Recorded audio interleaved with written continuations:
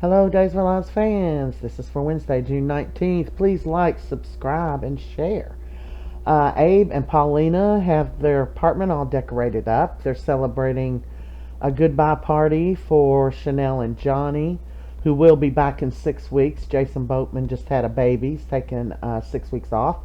And Juneteenth and their wedding anniversary. So Chanel's locking up the bakery for the last time. She's getting pretty emotional about it. And she has a little tear coming down her face, and she's walking away. And who does she see? Her sister, Lana, is back in town with Eli and the twins. But there's her big sister coming to visit her, and they have a little chat and hug and talk or whatever. Meanwhile, Stephan is threatening EJ. Well, I'm going to call Nicole. I'll put her on speaker so you can hear me tell her that Jude is Eric's baby. And he says, no need. I'm in the process of whatever he told him. I don't know. So they're bickering a little bit, and in comes Johnny, and he's like, what's going on here?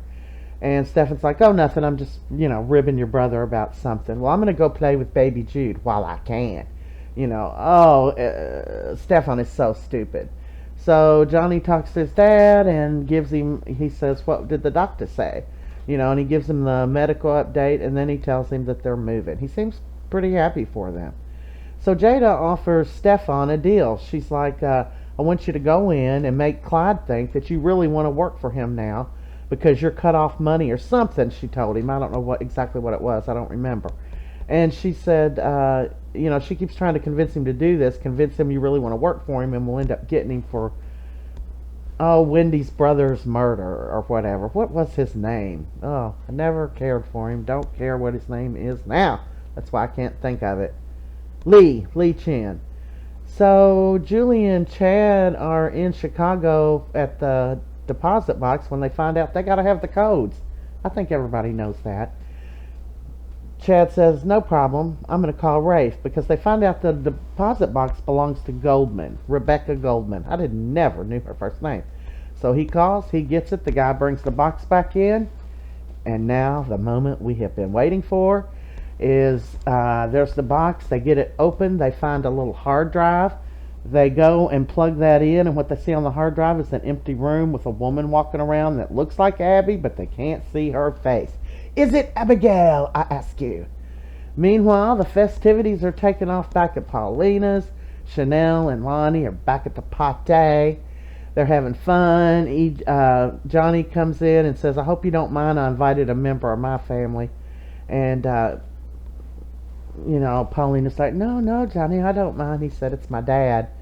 And, none of them like EJ. So in pops EJ, and he says, is there room at your table for me, or whatever, and she says, yeah. Anyway, she goes and talks to Paulina. She's pretty much blackmailing her that she'll take down that little citizens thing, let her keep her mayor job if she'll reinstate him. And she said, but you broke the rules. He said, I didn't break any rules. You got rid of me because I was full-time also at Demera. That's no longer a problem. He explained that to her, and I guess she went along with it. He doesn't seem to stay long at the party. Everybody's having fun over here, though. They're getting into a little heated conversation. Eli even comes over at one point and says, is there a problem here? And they said no. So here's the party goers as they're bickering a little bit over that. Don't they look ridiculously silly? Johnny with his eyes closed.